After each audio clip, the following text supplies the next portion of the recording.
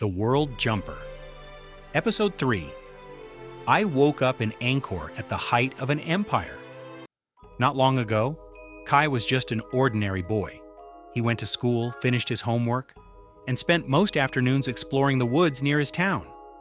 Then, one afternoon, everything changed. On his walk home from school, Kai discovered a strange compass buried beneath the roots of an old tree. He took it home, never imagining that a simple object could change his life forever. The next morning, he woke up somewhere impossible. Since then, every day has begun in a different world, a different era, a different civilization, a different mystery. He has walked among the builders of the Great Pyramid. He has traveled to humanity's first city on Mars. He has discovered 2 of the mysterious 5 keys hidden across time. And somewhere beyond every journey, a hooded stranger always seems to be one step ahead. But today, Kai woke up in the greatest city the Khmer Empire had ever built. Soft rain dripped from the towering trees overhead. The scent of damp earth filled the morning air. Birds sang from somewhere high within the jungle canopy. Kai slowly opened his eyes. For a moment he wondered where he had landed this time. He pushed himself upright and looked around. Massive sandstone walls surrounded him. Every stone was covered with beautifully carved figures, warriors, dancers, kings, and gods, each telling a story frozen in time. His smartwatch vibrated. A familiar blue hologram appeared above his wrist.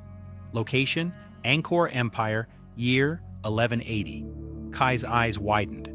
So, this is Angkor. He stepped through an enormous stone gateway and immediately stopped.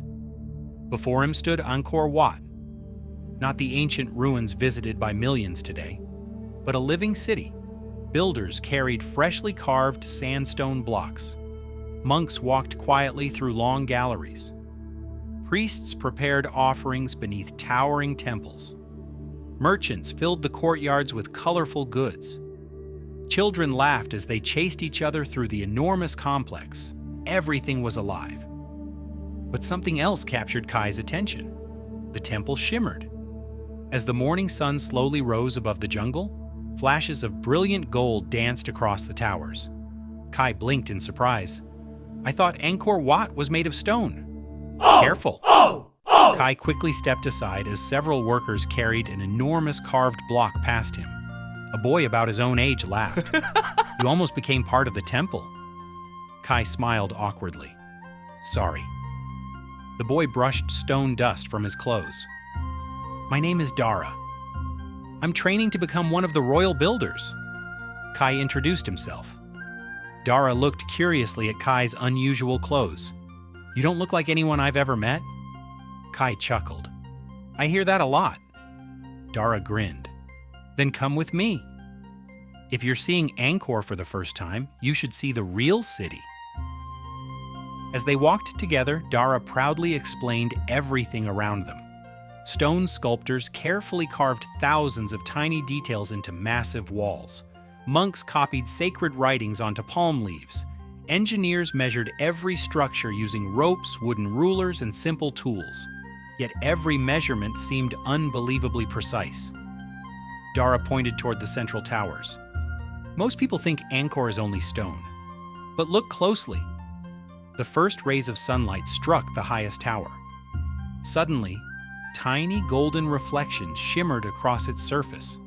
Kai stared in amazement. Thin sheets of gold decorated important shrines. Sacred statues gleamed beneath the morning light. Decorative ornaments reflected the sun in every direction. The entire temple seemed to glow. It really was golden, Kai whispered. Dara smiled proudly.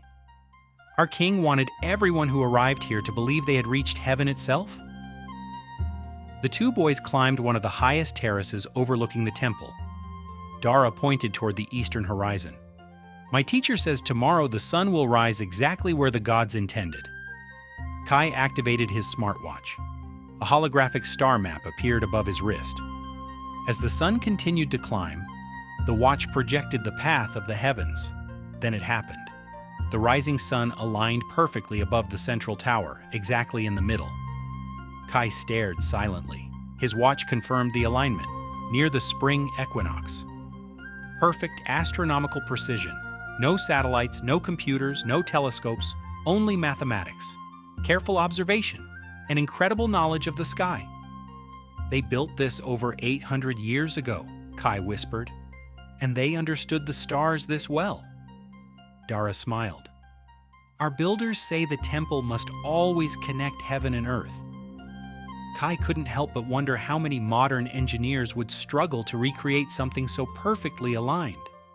Later, Dara led Kai away from the temple toward the enormous moat surrounding Angkor Wat. Kai frowned. I always thought the moat was built to keep enemies away. Dara laughed. That's what most people believe. He knelt beside the water and drew lines in the wet soil using a small stick. The moat stores water. The canals move it. The great reservoirs keep enough water for the whole city. When the rainy season comes, the extra water flows safely away. And when the dry season arrives, the same canals carry water back to the rice fields. Kai immediately checked his smartwatch. A three-dimensional underground map appeared before him. Hidden canals stretched for kilometers beneath the city. Massive reservoirs connected neighborhoods. Stone floodgates controlled the flow with astonishing precision. Kai couldn't believe what he was seeing. This wasn't simply a temple. It was one of the greatest water engineering systems ever created. An entire city designed to work together with nature instead of fighting against it. No wonder Angkor had once become one of the largest cities on Earth. As they continued walking, Dara suddenly became quiet. My teacher hasn't arrived today. Kai looked at him. Who is your teacher? The master engineer. He's responsible for opening today's floodgates. Kai glanced at his smartwatch. Dark clouds were already gathering. The weather forecast flashed across the screen.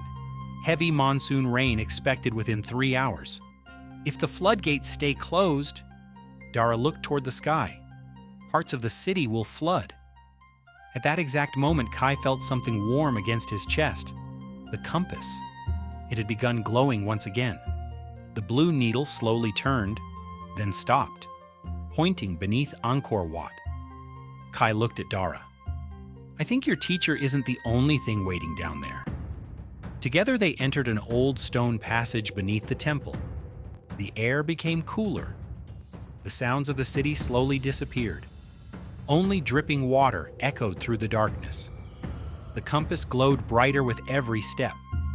Eventually, the tunnel opened into a chamber unlike anything Kai had ever imagined.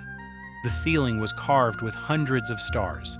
Tiny openings high above allowed narrow beams of sunlight to shine inside.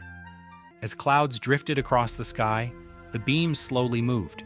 One beam struck a polished crystal, then another, then another. Suddenly, the entire ceiling came alive. Constellations of light spread across the chamber. Kai's smartwatch immediately began scanning. Its results surprised even the advanced AI inside it. Astronomical observatory detected, solar alignment system. Kai slowly turned in circles. It isn't just decoration. It's calculating the movement of the sun. The compass pulsed with bright blue light. At the center of the chamber floated another crystal. Its surface carried the same mysterious symbol Kai had seen in Egypt and on Mars. The second key. Kai slowly walked toward it. Then a familiar voice echoed through the chamber. You've come farther than I expected. Kai spun around. Standing among the shadows was the hooded stranger. His face remained hidden beneath the dark cloak. You, Kai whispered. Who are you? The stranger looked quietly at the glowing crystal. I asked myself that same question many years ago. Kai took another cautious step. Were you the one who came before me? The stranger nodded slowly.